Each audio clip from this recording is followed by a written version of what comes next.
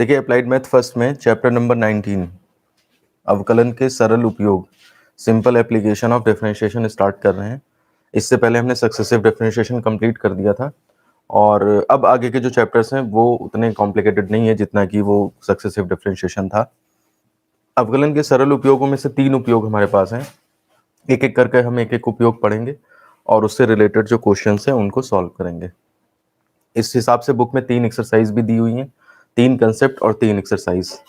तो पहला जो कंसेप्ट है वो हमारे पास आ रहा है अवकल गुणांक दर मापी के रूप में, यानी कि differential coefficient at as rate measure. देखिए कंसेप्ट इसका बहुत जाना पहचाना है और अगर आपने मेरे हिसाब से पढ़ा है, मतलब मेरे हिसाब से यानी कि कंसेप्ट्स के हिसाब से पढ़ा है, तो इसमें कुछ भी नया आपको नहीं मिलेगा। क्योंकि हमने पहले ही जब डिफरेंशिएशन को डिफाइन किया था तो मैंने बताया था कि y में चेंज जो है वो आपका डेल्टा y है। एक बार फिर से रिवाइज हो जाएगा आपको, x में चेंज अगर आपका डेल्टा x है तो y में change with respect to x में चेंज, ठीक है ना। मतलब y में x के सापेक्ष परिवर्तन क्या होगा, तो x के सापेक्ष परिवर्तन अगर निकालना है आपको तो ये चीज क्या होती थी, डेल्टा y में डेल्टा x से डिवाइड कर देते थे। अब यही चेंज जो है वो आपको अगर माइन्यूट बिल्कुल कर दिया जाए, जैसे एक तो होता है चेंजेस बहुत बड़े बड़े चेंजेस हैं, बीच में पता नहीं क्या क्या हो रहा होगा। अगर आपको बिल्कुल minute point two the point information चाहिए तो उस केस में क्या करते हैं, हम इसी की लिमिट ले लेते हैं delta x tending to zero, इसी चीज की। मतलब वो हमारा चेंज जो है वो अत्यंत सूक्ष्म अगर कर दें तो यही क्वांटिटी जो है हमारी डिफाइंड हो जाती है d y by d x की फॉर्म में। तो कहने का मतलब यह है कि differential coefficient as rate measure, मतलब y का x के सापेक्ष परिवर्तन कैसा है, यही तो रेट कहलाता है। देखिए फिजिक्स में, देखिए ध्यान दीजिए, फिजिक्स में क्या होता है, फिजिक्स में भी रेट का मतलब क्या होता है, ज्यादातर फिजिक्स में रेट का मतलब अगर नहीं कुछ दिया है और तो रेट का मतलब आपका सिंपल सिंपल जो है वो change with respect to time होता है। Change with respect to time, time के साथ परिवर्तन जो है वो आपका जो है वो रेट कहलाता है। जैसे मान लिया सपोज करिए वेलोसिटी है तो डिस्प्लेसमेंट अपॉन टाइम कर दिया, ठीक है ना, या एक्सेलरेशन है डीवी अपॉन डी कर दिया, तो विस्थापन अपॉन समय, समय के साथ विस्थापन कैसे बदल रहा है, यानी कि इसको हम rate of displacement, rate of change of displacement, rate of change of velocity, इसको rate of change of position भी बोल सकते हो, ठीक है ना, rate of change of velocity acceleration कहलाएगा जा करके। तो इस तरह की जो चीजें होती हैं जहाँ पे टाइम के रिस्पेक्ट में वेरिएशन चाहिए होता है, हम बिना कुछ और चीज लगाए, टाइम बोलने की जरूरत नहीं है, आप रेट बोलोगे केवल उसी से हो जाएगा। और अगर आपने ग्रेडियंट बोल दिया, ठीक है ना, तो ग्रेडियंट बोलने में यानी कि प्रवणता बोल दी, ये दर है और ये प्रवणता है। अगर फिजिक्स में आप प्रवणता बोल देते हो तो इसका मतलब ये हुआ डिस्टेंस के साथ वेरिएशन। जैसे मान लिया सपोज करिए ताप प्रवणता बोल दी, ताप प्रवणता आपका यूनिट नंबर जो वो हीट एंड थर्मोडायनेमिक्स है उसमें आता है। वेग प्रवणता ये आपका यूनिट नंबर जो वो है प्रॉपर्टीज ऑफ मैटर उसके अंदर आता है, जहाँ पे हम, तो जहाँ पर हम श्यानता गुणांक वगैरह निकालते हैं तो उन जगहों पे जो है वो वेग प्रवणता ये चीज़ डिफाइन होती है विस्कस फोर्स निकालने के टाइम पे। तो आप हमेशा ध्यान रखिए जहाँ पे दूरी के साथ ताप बदल रहा है या वेग बदल रहा है, कोई भी चीज़ बदले तो वहाँ पे यानी कि चेंज हो रही है चीज़ विद रिस्पेक्ट टू डिस्टेंस, तो ये चीज़ प्रवणता कहलाती है। अगर आपको रेट के साथ साथ हम नाम भी बोल दें कि रेट दूरी के साथ, तो फिर ये प्रवणता की कैटेगरी में आ जाएगा। अदरवाइज ज्यादातर रेट बोलने से केवल टाइम के रिस्पेक्ट में वेरिएशन देखा जाता है। तो कोई भी चीज बदल रही है विद रिस्पेक्ट टू टाइम या किसी और चीज के रिस्पेक्ट में, तो ये चीज हमेशा डिफरेंशियल कोफिशिएंट से डिफाइन होती है, यानी कि d y by d x से डिफाइन होती है। ये माइन्यूट बिल्कुल इंफॉर्मेशन दे देगा, ये ओवरऑल इंफॉर्मेशन देगा। इसी चीज को कभी कभी आपने ये कहा होगा कि ये चीज जो है वो एवरेज वेलोसिटी या एवरेज एक्सेलरेशन ये कहलाती है, और ये चीज आपका जो है माइन्यूट निकाल देता है। तो इसलिए इंस्टेंटेनियस वेलोसिटी, इंस्टेंटेनियस एक्सेलरेशन, इस तरह की चीजें जो आपने फिजिक्स में पढ़ी होंगी, तो वो भी सब जो है वो डिफरेंशियल कोफिशिएंट के ही एक वैरायटी है। मतलब कहने का मतलब ये है कि डिवाइडिक्स कर दिया, स्मॉल चेंजेस के लिए कर लिया तो वो इंस्टेंट पे निकालने लगेगा, प्रत्येक क्षण पे निकाल सकते हो आप। और अगर आप delta y by delta x कहते हो तो आप एक ओवर लार्ज इंटरवल उसके ऊपर आप उस चीज को डिफाइन कर रहे हो। तो ये बताइए मुझे, ये मैथ्स और फिजिक्स कुछ कनेक्ट हो रही हैं कि कोई भी चीज किसी के रेस्पेक्ट में अगर बदल रही है तो उसको मेजर करने का तरीका जो है वो डिफरेंशिएशन की हेल्प से आता है। तो जो हमने अभी तक पढ़ा उसका सार क्या निकला, उसका ओवरऑल एक शॉर्ट में अगर लिखें कंक्लूजन, तो dy by dx का मतलब है y में परिवर्तन और किसके साथ, x के सापेक्ष। कि मतलब अगर मैं x को बदलूं तो y में कितना परिवर्तन होगा, ठीक है ना। ये चीज आपका dy by dx कहलाएगा। या फिर इसे बोल सकते हो आप y में y के परिवर्तित होने की दर, ठीक है ना, y के x के सापेक्ष परिवर्तित होने की दर। तभी आपका ये जो चीज आ रही है रेट मेजर, यानी कि दर मापी के रूप में, कि दर के बारे में बता सकता है x के सापेक्ष y कैसे बदलेगा। तो ये क्वेश्चन में कभी कभी तो आराम से दिया रहता है आपके पास कि किसके किसके रिस्पेक्ट में आपको चेंजेस निकालने हैं, मतलब डिफरेंशिएशन किसके रिस्पेक्ट में करने हैं, और कभी कभी कुछ ऐसा होता है कि आपको ढूंढना भी पड़ता है। तो वो दोनों सिचुएशंस हम देखेंगे, लेकिन उससे पहले हम कुछ बातें कर लेते हैं। नोट फर्स्ट देखिए, dy by dx जो है वो दर मापी होता तो है, लेकिन आपको अगर किसी पर्टिकुलर पॉइंट पे पूछ दिया जाए कि इस पॉइंट पे बताओ कि दर कितनी है, तो उस केस में किसी बिंदु x is equal to x0 पर अगर आपको रेट मेजर चाहिए तो वो इज इक्वल टू कैसे निकाला जाता है, dy by dx। पहले आप जनरल डिफरेंशिएशन कर देंगे और फिर उसकी value at the point x equal to x0 पर निकाल लेंगे। मैं इसका तरीका जैसे बताता हूँ, सपोज करिए मान लिया आपको y is equal to x square plus 2x दिया है, और हम कह रहे हैं कि y का x के सापेक्ष परिवर्तन x इक्वल टू टू पे क्या होगा, dy by dx at point x is equal to 3 पे निकालना है आपको, ठीक है ना। तो एक तरीका है, आप सोच रहे होगे कि सबसे बढ़िया यहाँ पे 3 पुट कर दो। तो अगर हम x इक्वल टू 3 पुट कर दें इसमें, तो देखिए y इज इक्वल टू 3 का स्क्वायर 9 प्लस 3 रूट 6 यानी कि 15 आ जाएगा। और जब आपके पास फंक्शनल वैल्यू आ जाएगी, कांस्टेंट वैल्यू आ जाएगी, फिर अगर आप इसका डिफरेंशिएशन करोगे ना, तो आप खुद ही समझ सकते हो 15 का डिफरेंशिएशन क्या होगा, 0 हो जाएगा, गड़बड़ हो जाएगा सब। तो करना ये चाहिए, पहले आप इसका dy by dx निकालोगे, dy by dx निकालोगे तो 2x प्लस 2 आ जाएगा, फिर dy by dx at point, ये पॉइंट लिखा था, at point x equal to 3 जब निकालोगे तो ये हो जाएगा आपका 3 इसमें पुट कर दो, 2 इंटू 3 प्लस 2 यानी कि 8। ये आपका सही से तरीका है, सही आंसर है इसका। तो हमेशा आप ध्यान रखिए कि ये मत सोचिए कि इस पॉइंट पे डिफरेंशिएशन निकालना है तो पहले ही फंक्शन उस पॉइंट पे निकाल दें, क्योंकि फंक्शन की वैल्यू निकालने पर तो वो फंक्शनल वैल्यू डायरेक्ट आ जाएगी, और फिर उसमें जब आप डी बाई डी करोगे उसका तो 0 हो जाना है, तो वो कहानी आपकी बेकार हो जाएगी। प्रॉपर वे ये नहीं है, तो मैं इसके ऊपर एक कट लगा रहा हूँ, ये चीज प्रॉपर वे नहीं है इसका, ठीक है ना। ये प्रॉपर वे है कि पहले आप डी बाई डी फाइंड करें, ठीक है ना, ये फाइंड कर लिया, उसके बाद जिस पॉइंट पे आपको चाहिए इसका नोटेशन होगा dy by dx at the point x equal to 3, ऐसे करके लिखा जाएगा। पूरा लाइन ये अगर ना लिखते हैं तो इसी से काम चल जाएगा, मतलब वही निकलेगा इस चीज का कि dy by dx at x equal to 3 equal to, और ये इस तरह से आपका 8 आंसर आ जाएगा। तो ये नोट आप नोट कर लीजिए अपनी कॉपी में, और ध्यान दीजिएगा इस बात पे कि क्या प्रॉपर अप्रोच है और क्या नहीं करना है आपने, ठीक है ना।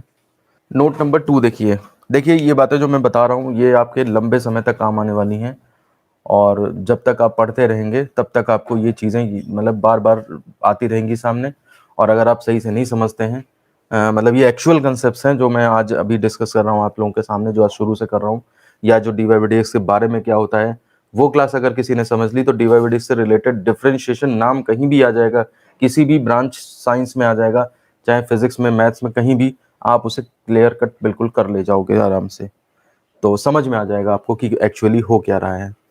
नोट नंबर 2 देखिए, अगर मेरा dy by dx पॉजिटिव है यानी कि ग्रेटर देन 0 है, ठीक है ना, और एक कंडीशन है dy by dx मेरा नेगेटिव है यानी कि वो लेस देन 0 है, तो इनके क्या मतलब है, ठीक है ना। तो देखिए dy by dx अगर आपका पॉजिटिव होता है तो इसका मतलब ये होता है कि अगर हम x में वृद्धि करें यानी कि इंक्रीमेंट करें x में, तो y में भी वृद्धि होगी, y में भी वृद्धि हो रही है, ठीक है ना। और अगर मान लिया सपोज करें dy by dx नेगेटिव है, तो इसका मतलब अगर मैं x में वृद्धि कर रहा हूं तो y में कमी हो रही है, मतलब उल्टा जो इसमें होगा वही इसमें, इसमें जो इसमें करोगे उसका उल्टा। अगर आप में x में कमी कर रहे होते तो y में जो है वो आपका वृद्धि हो रही होती, ठीक है ना। आप इस चीज को ऐसे समझिए, मान लिया सपोज करिए y x is equal to 2 पे वाई की वैल्यू आपकी 3 है और एक्स इज इक्वल टू 3 पे या 5 पे वाई की वैल्यू आपकी 9 हो जाती है। देखिए x2 से x5 किया तो आपका y भी जो है वो बढ़ा ना, 2 से 5 हुआ और 3 से 9 हो गया, तो यानी कि y में वृद्धि हो रही है ना। तो ये वाला केस मैं एग्जांपल ले रहा हूँ। अब आप इसमें डेल्टा y निकाल दीजिए। डेल्टा y कितना हो जाएगा, y2 माइनस y1 यानी कि 9 minus 3 is equal to 6। X delta x निकाल दीजिए तो डेल्टा एक्स 5 माइनस 2 यानी कि ये आपका कितना आ जाएगा 3। तो अब आप इसमें delta y by delta x करोगे तो ये कितना हो जाएगा 6/3 यानी कि 2, यानी कि पॉजिटिव आ गया। ठीक है ना, तो पॉजिटिव का मतलब है आप x बढ़ाओगे तो y भी बढ़ेगा। अब इसमें ऐसा एग्जांपल समझते हैं, x इक्वल टू 2 है, उस पर y 3 है और x इक्वल टू 5 पे मान लिया y की वैल्यू 1 हो जाती है। तो देखिए ये जो है वो तो बढ़ रहा है, लेकिन ये क्या हो रहा है, ये कम हो रहा है। ठीक है ना, तो ऐसे केस में अगर मैं फिर डेल्टा y निकालूं तो 1 माइनस 3 फाइनल माइनस इनिशियल, हमेशा ध्यान रखिए चेंज निकालने के लिए फाइनल माइनस इनिशियल ही किया जाता है। तो फाइनल माइनस इनिशियल यानी कि 1 माइनस 3 यानी कि माइनस 2 आ जाएगा। डेल्टा एक्स निकालोगे तो 5 final minus initial 5 minus 2 is equal to 3 आ जाएगा। फ्रेम में आ रहा है, ठीक। तो आप delta y by delta x जब निकालोगे तो डेल्टा वाई माइनस 2 अपॉन ये 3, तो ये नेगेटिव आ गया। ठीक है ना, इसका मतलब ये डी वाई और डी एक्स नेगेटिव आने का मतलब है कि एक्स को बढ़ाने पे वाई जो है वो आपका कम हो रहा है। तो चाहे तो आपको ध्यान ये चीज रखनी है, और ये तो मैंने खैर समझाने के लिए 2 एग्जाम्पल बता दिए आपको कि इन एक्चुअल क्या चीज हो रही है। इससे आपको ये कंसेप्ट याद करने में दिक्कत नहीं होगी। देखिए पहला क्वेश्चन है हमारे पास, और जरा क्वेश्चन को ध्यान से समझिएगा। एक बार आप कंसेप्ट को पकड़ लेंगे तो फिर हर क्वेश्चन होता चला जाएगा, फिर आपको जो इसमें थोड़े से कॉम्प्लिकेटेड क्वेश्चन है वो भी समझ में आने लगेंगे। तो अभी हमने पहला क्वेश्चन ऐसा लिया है जो बिल्कुल सिंपल है, जिससे कि आप कंसेप्ट समझ जाओ, कंसेप्ट को पकड़ लो, और उसके बाद फिर कॉम्प्लिकेटेड क्वेश्चन में चलेंगे, तब आपको कंसेप्ट प्रॉब्लम ना करे, तब आपको कैलकुलेशन में देखना पड़ेगा, ध्यान देना पड़ेगा। तो देखिए पहला क्वेश्चन हम ले रहे हैं, त्रिज्या के सापेक्ष किसी वृत्त की परिधि तथा क्षेत्रफल में परिवर्तन की दर बताएं जब त्रिज्या 3 सेंटीमीटर है। क्वेश्चन समझिए पहले, अभी कर नहीं रहे हम इसे। जैसे मान लीजिए सपोज करिए आपके पास एक सर्कल है जिसकी रेडियस आपकी 1 सेंटीमीटर है। एक लिया उससे बड़ा सर्कल आपके पास, उसकी रेडियस धीरे धीरे बढ़ा रहे हो, 1.1 सेंटीमीटर कर दी, आर की वैल्यू 1.1 सेंटीमीटर कर दी। ठीक है ना, उसके बाद आपने थोड़ा और बड़ा किया, आर की वैल्यू आपने 1.2 कर दी। ऐसे करते करते आप रेडियस बढ़ाते चले जा रहे हो, तो आर की वैल्यू आपकी 1, 1.1, 1.2 ऐसे करते करते 2 पहुंची, फिर ऐसे करते करते 3 पहुंची, 4 पहुंची, 5 पहुंची, ऐसे करके बढ़ती चली जा रही है रेडियस। ये रेडियस की वैल्यू हो गई। अब कह रहे हैं त्रिज्या के सापेक्ष, देखिए जैसे x के सापेक्ष कर रहे हैं तो x नीचे आ रहा है, त्रिज्या के सापेक्ष किसी वृत्त की परिधि तथा क्षेत्रफल, परिधि पहले लो, में परिवर्तन की दर बताएं। मतलब अगर मैं इसकी परिधि, परिधि वैसे सरकमफेरेंस होता है लेकिन पेरीमीटर भी कह सकते हैं हम, तो p से अगर हम डिनोट कर लें तो आप देखिए इस r पे पेरीमीटर क्या निकलेगी, आप 2 पाई r लगाओगे इसके लिए, ऐसे इसके लिए, इसके लिए, इसके लिए लगाओगे तो आपको परिधि की वैल्यूज आती चली जाएंगी।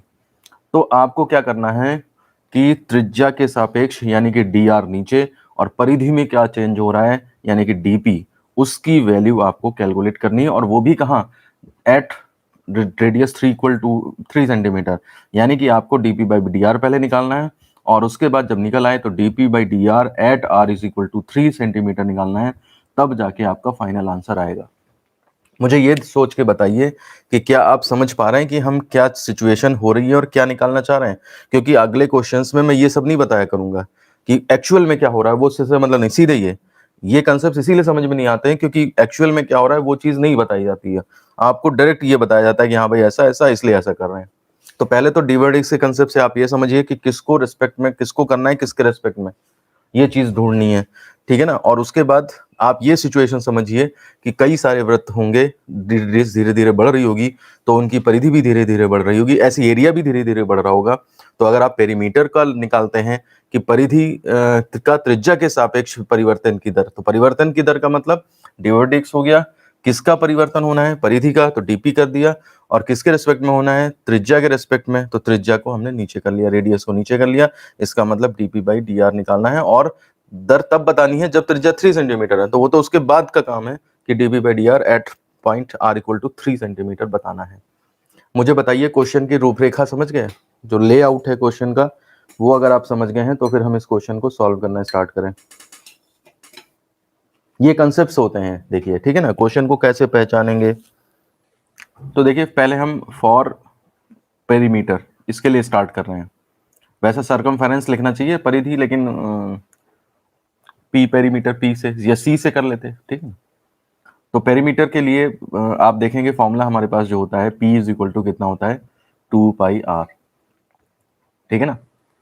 अब ध्यान से देखिए, मुझे dp बाई डी आर चाहिए, मैं सोच चुका हूं पहले। तो differentiating both side with respect to r।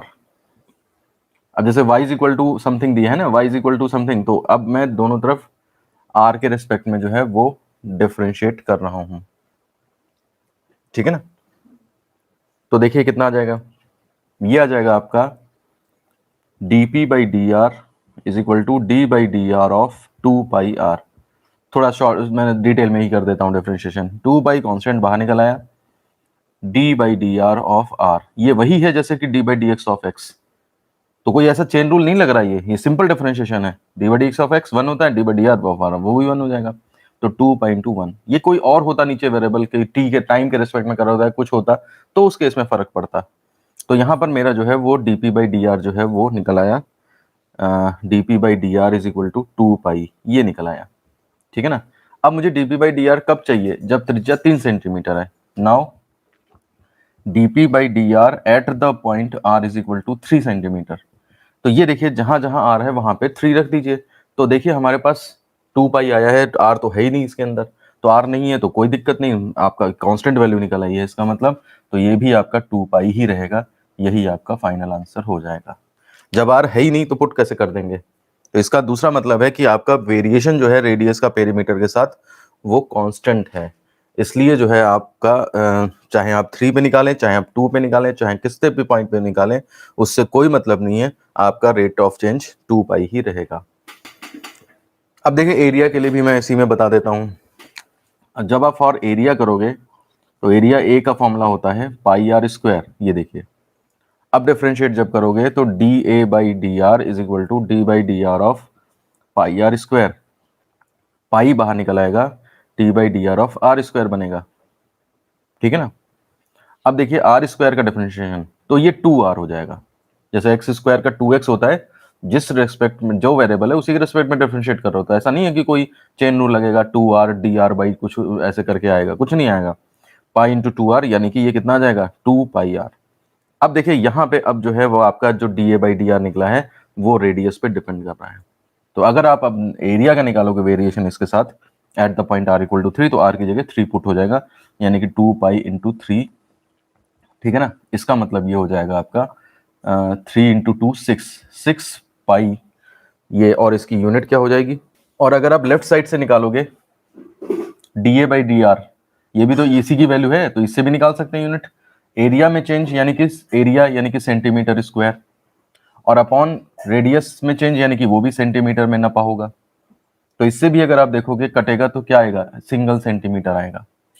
तो इसको कहना ज्यादा ये अच्छा होता है, बजाय केवल सेंटीमीटर के कहने के आप इसको ऐसे कहें सेंटीमीटर स्क्वायर पर सेंटीमीटर। मतलब ये सेंटीमीटर स्क्वायर एरिया को शो कर रहा है और ये सेंटीमीटर इसको शो कर रहा है रेडियस के चेंज को। तो इतना एरिया बदल रहा है विद रिस्पेक्ट टू इतनी रेडियस, क्लियर कट नजर आ रहा है। तो कायदे में इसे सेंटीमीटर स्क्वायर प्रति सेंटीमीटर लिखना चाहिए, लेकिन काट कूट के आप इसे सेंटीमीटर भी लिख सकते हैं, ठीक है ना। अगर वर्ग सेंटीमीटर लगाना है तो लगा दीजिए, लेकिन अपॉन में प्रति सेंटीमीटर। और जो तुमने सेकंड का बताया था, एक सचिन ने बताया था शायद, तो देखो सेकंड की तो बात ही नहीं हो रही है। टाइम पे ये तो अलग अलग सर्कल्स रखे हुए हैं, टाइम इसमें कहीं नहीं है। परिवर्तन की दर देखिए, दर का मतलब टाइम फिजिक्स में तब होता है जब आपको सापेक्ष न दिया हो। यहाँ पे सापेक्ष दिया है आपको, तो इसलिए इसमें समय की तो बात ही नहीं है। इसमें तो आपके सर्कल छोटे से बड़ा होता चला जा रहा है, सर्कल रेडियस ऐसे बढ़ रही है, ठीक है ना। टाइम तब आता है जब जैसे मान लिया एक ही रेडियस हो और वही जो है वही सर्कल वही बढ़ता चला जाए। जैसे 2 सेकंड बाद इतना, 4 सेकंड बाद इतना, 6 सेकंड बाद इतना, 8 सेकंड बाद इतना, 9 सेकंड बाद इतना। जैसे कोई गुब्बारा है, गुब्बारे को धीरे धीरे हवा भर के फुला रहे हो, तो वो धीरे धीरे धीरे धीरे धीरे फैल रहा है। तो ये टाइम के साथ रेडियस का वेरिएशन आएगा, टाइम के साथ आपका एरिया का वेरिएशन आएगा, टाइम के साथ वॉल्यूम का वेरिएशन आएगा। समझ रहे बात को आप। देखिए आप लोगों का जो कंफ्यूजन है वो इसमें और दूर हो जाएगा थोड़ा सा। क्वेश्चन हमारे पास है, बोर्ड में आया क्वेश्चन है, बहुत ज्यादा इंपॉर्टेंट है। एक वृत्त इस प्रकार बढ़ रहा है, एक ही वृत्त है ना, इस प्रकार बढ़ रहा है कि उसके अर्धव्यास के बढ़ने की दर 1 सेंटीमीटर प्रति सेकंड है। अर्धव्यास मतलब रेडियस, ये सर्कल है मेरे पास, इसकी रेडियस जो है वो 1 सेंटीमीटर प्रति सेकंड, 1 सेकंड में 1 सेंटीमीटर बढ़ जाती है। मतलब टाइम बीतेगा 1 सेकंड बाद, 1 सेकंड में ही फैल के, और मतलब रेडियस इसकी 1 सेंटीमीटर बढ़ जाएगी। अगले सेकंड में 1 सेंटीमीटर और बढ़ जाएगी, अगले सेकंड में 1 सेंटीमीटर और। तो यहाँ पे आपका रेडियस का वेरिएशन टाइम के साथ दिया है। तो इसका क्षेत्रफल कितनी तेजी से बढ़ रहा है, यदि उसका अर्धव्यास 3 सेंटीमीटर हो, मतलब आपको एरिया का वेरिएशन कितनी तेजी से, मतलब टाइम के साथ चाहिए, जबकि उसका अर्धव्यास 3 सेंटीमीटर हो, यानी कि पर्टिकुलर उसकी वैल्यू 3 सेंटीमीटर हो तब उसका, तो आप वो तो एरिया का वेरिएशन पहले निकालोगे डिफरेंशिएशन करके, और उसके बाद जो है वो आप 3 सेंटीमीटर पे उसकी वैल्यू निकाल लोगे। तो पहले आप ये देखिए क्वेश्चन से आपको मिल क्या क्या रहा है। तो इस क्वेश्चन में आपको मिल रहा है कि अर्धव्यास के परिवर्तन, अर्धव्यास के बढ़ने की दर 1 सेंटीमीटर है। तो इसका मतलब जो मेरे को इस क्वेश्चन में गिवन है वो D R by D T, देखिए रेडियस और बढ़ने की दर। अब दर अगर आप देखना चाहोगे, यूनिट दी है तो इससे भी पता लग जाएगा कि प्रति सेकंड है, तो टाइम के साथ वेरिएशन है, और इस प्रकार बढ़ रहा है कि इतनी दर, केवल दर दिया है तो यानी कि टाइम है, इससे भी पहचान सकते हैं। यहाँ पे यूनिट दी है, यूनिट दी है तो सबसे बेस्ट रहता है, आप उसी से पहचान लीजिए। तो D R by D T आपको 1 सेंटीमीटर प्रति सेकंड दे रखा है। देखिए अभी जो पिछले क्वेश्चन में आप यूनिट में कंफ्यूज हो रहे थे, देखिए सेंटीमीटर रेडियस के लिए हो गया और टाइम के लिए सेकंड हो गया, समझ रहे हैं आप, इससे भी यूनिट निकल सकती है और सोचने पर भी निकल सकती है, ठीक है ना। अब टू फाइंड क्या है, फाइंड क्या करना है, क्षेत्रफल कितनी तेजी से बढ़ रहा है, यानी कि एरिया में चेंज कितना आ रहा है डी ए, और विद रिस्पेक्ट टू टाइम यानी कि डी टी, ये मेरे को क्वेश्चन मार्क है। और क्वेश्चन मार्क यदि उसका अर्धव्यास 3 सेंटीमीटर है तो मुझको at r is equal to 3 centimetre, ये क्वेश्चन मार्क है। पहले मुझे ये बताइए आप, ये क्या दिया है, क्या निकालना है, ये समझ गए आप कि नहीं। तो अब देखिए आप, एरिया का रेडियस से कोई रिलेशन होता है सर्कल में, तो वी नो दैट, किसी से भी कुछ नहीं स्टार्ट करें, हम अलग से स्टार्ट करें, एरिया का रेडियस से रिलेशन, इस चीज को निकालना है आपको, और इसके साथ वो देखना है कि रेडियस कैसे बढ़ रही, तो ये कैसे बढ़ रहा है, और टाइम टाइम टाइम अलग अलग दिए हुए हैं, ठीक है ना। तो ऐसे केस में क्या होगा, देखिए we know that area is equal to pi are square होता है। अब देखिए आपको d A by D r नहीं चाहिए, पिछला क्वेश्चन जो था वो उसी में चेंजेस करे दे रहे थे, एरिया का रेडियस के रेस्पेक्ट में वेरिएशन, तो ये तो बहुत अच्छी बात है, एरिया का रेडियस के रेस्पेक्ट में वेरिएशन, लेकिन हमें अब एरिया का भी टाइम में चाहिए, रेडियस का भी टाइम में चाहिए। तो मैं क्या करूंगा, इन दोनों के अलावा तीसरा वेरिएबल आ रहा है और उसके रेस्पेक्ट में डिफरेंशिएट करे दे रहे हैं।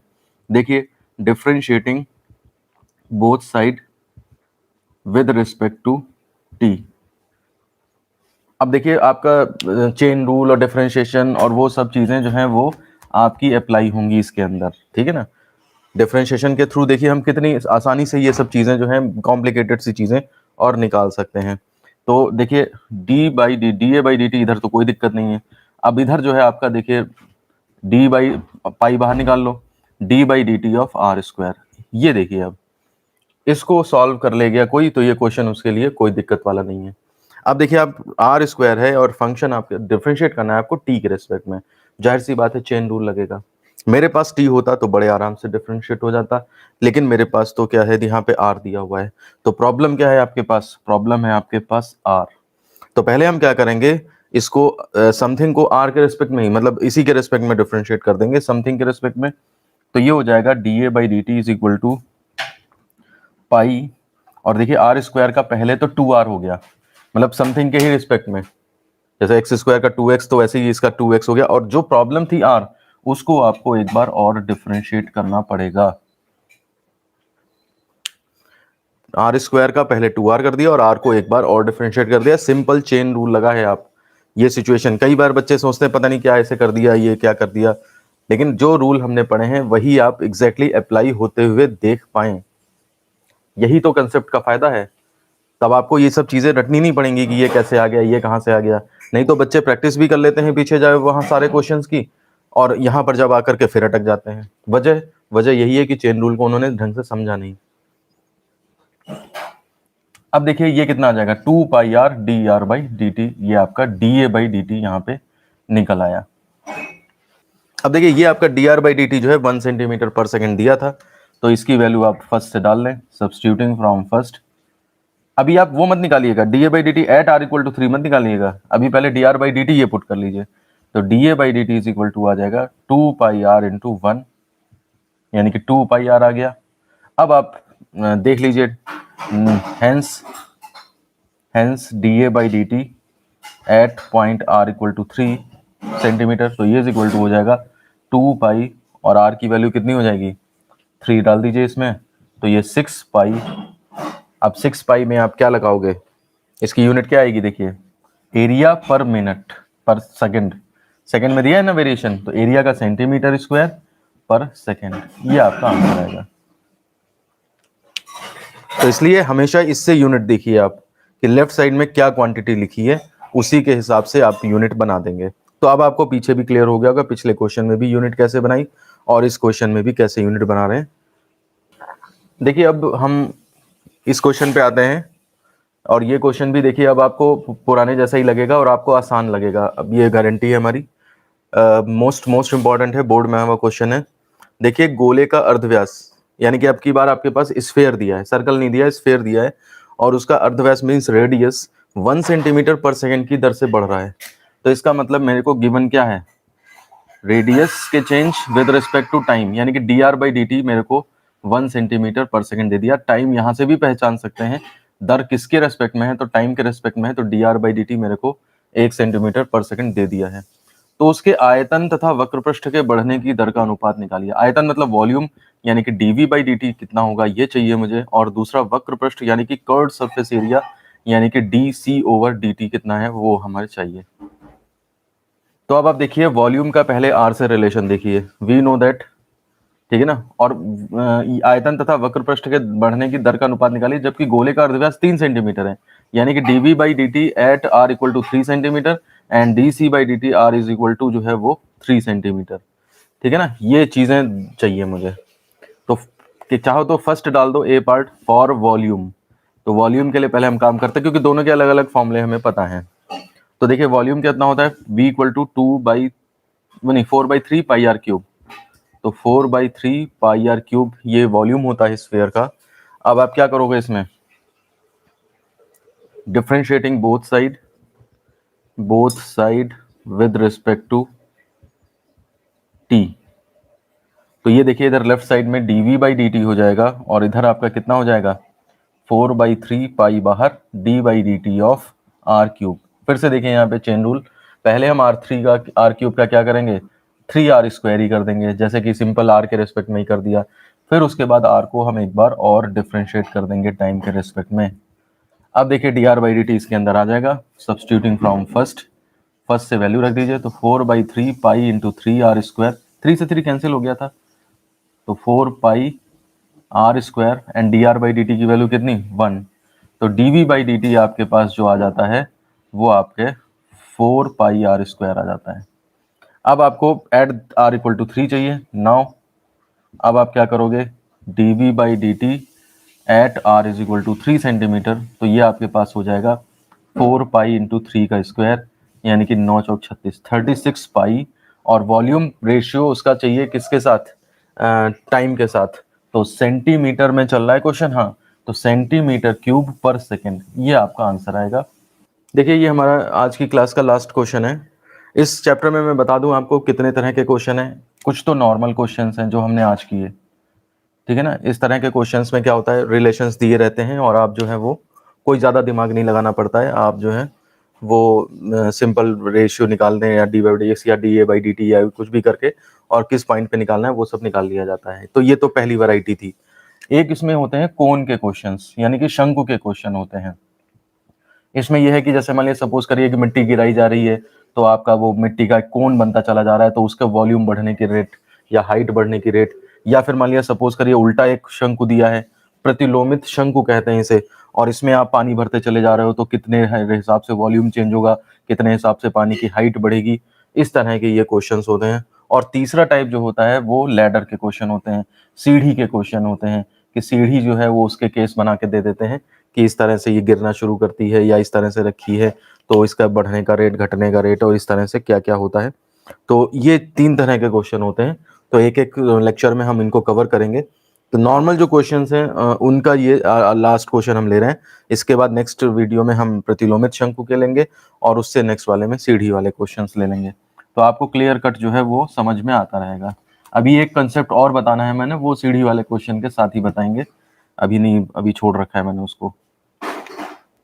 तो बीज के अंकुरित होने, ये लास्ट क्वेश्चन है देखिए आज का, बहुत इंपॉर्टेंट है, बोर्ड में आया हुआ है। बीज के अंकुरित होने के टी दिन पश्चात पौधे की ऊंचाई टी माइनस 0.002 t² से दी जाती है।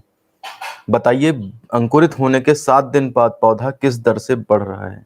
मतलब कहने का यह है कि आपने जमीन में एक बीज डाला, ठीक है ना, वो बीज एक दिन बाद जो है वो सपोज करिए थोड़ा सा उसमें पौधा निकल आया, दूसरे दिन बाद थोड़ा और लंबा पौधा निकल आया, तीसरे दिन बाद और पौधा, चौथे दिन में और लंबा, इस तरह से जो है वो ऊंचाई जो है हाइट टाइम के रिस्पेक्ट में, ठीक है ना, इससे दी जाती है।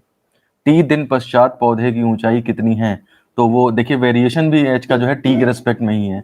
तो कहने का मतलब ये है कि आपको हाइट दे रखी है इन टर्म्स ऑफ टी, तो ये हम कहेंगे h is equal to given, h is equal to आपका t माइनस 0.002 t²। ये आपको इक्वेशन नंबर फर्स्ट दी गई है। अब चाहिए क्या, गिवन ये हो गया।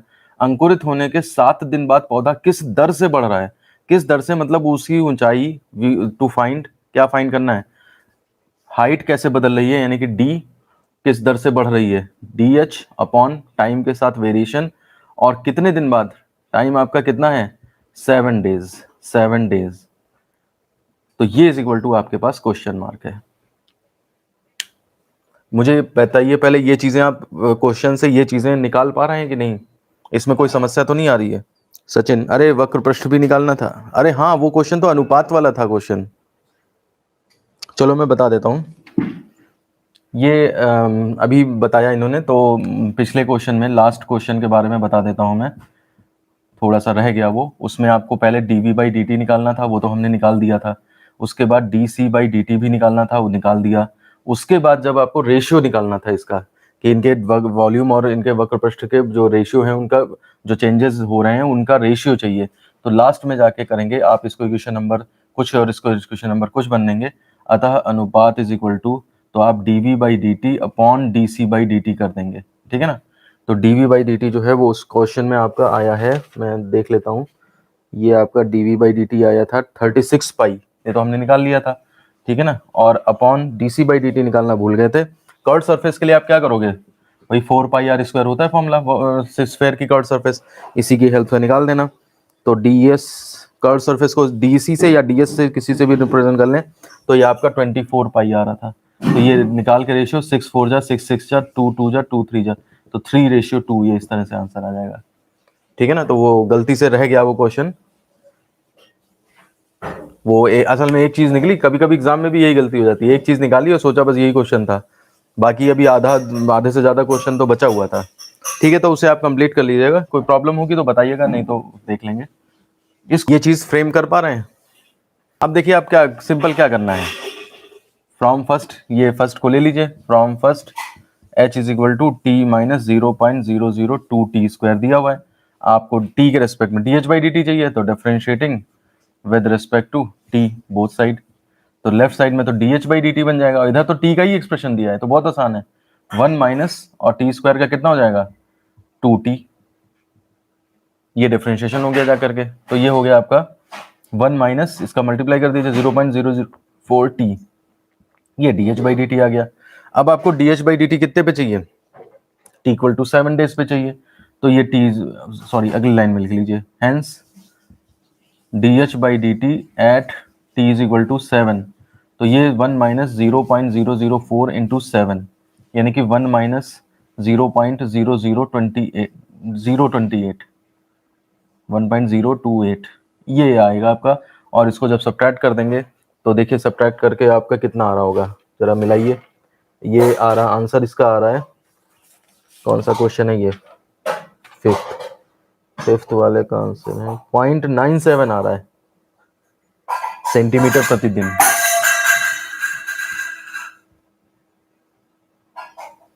0.97 सेंटीमीटर पर डे, ये आ रहा है। कंप्लीट करिए, मुझे बताइए कोई प्रॉब्लम हो तो। ये क्वेश्चन तो बहुत सिंपल लग रहा होगा अब आपको। फिर बता दीजिए इसी क्वेश्चन में इसी क्वेश्चन में मतलब दोबारा से देखिए, दोबारा से इसको बता देते हैं। टी दिन पश्चात पौधे की ऊंचाई कितनी है, तो ये आपको असल में हाइट दी है, ये हाइट दी है, ऊंचाई ये इतनी है, और टी, इसमें टी जो आ रहा है वो टी दिन के पश्चात है। जैसे आपको अगर यहीं से निकालना होता, जो हमारा चैप्टर फंक्शन नहीं था, फंक्शन फलन, उसमें यही जैसे h इक्वल टू चौथे दिन कितना ऊंचा पौधा है तो 4 पुट कर दो, 5वें दिन कितनी ऊंचाई है पौधे की तो 5 पुट कर दो, 6वें दिन कितनी ऊंचाई है तो 6 पुट कर दो। तो ये हम डिफरेंट डिफरेंट इसमें ये पुट करते चले जा सकते हैं और हमारा आंसर आता जाएगा। फंक्शन की वैल्यू अगर निकालनी है ऊंचाई आपको, लेकिन यहाँ पे हमें वो नहीं चाहिए, हमें वेरिएशन चाहिए उसका। बताइए अंकुरित होने के 7 दिन पश्चात पौधा किस दर से बढ़ रहा है, तो ऊंचाई आपको विद रिस्पेक्ट टू टाइम चाहिए, तो ये हाइट आपको विद रिस्पेक्ट टू टाइम चाहिए और 7वें दिन पे चाहिए कितना रेट है उसका, क्योंकि रेट भी देखिए जो रेट आता है निकल के वो भी टाइम के साथ बढ़ रहा है। ऐसा नहीं है पौधा कि एक दिन में 1 सेंटीमीटर हुआ तो अगले दिन में 2 ही सेंटीमीटर होगा, हो सकता है अगले दिन में वो 3 सेंटीमीटर हो जाए। तो इसलिए टाइम के रिस्पेक्ट में भी वहां पे आ रहा है अंदर।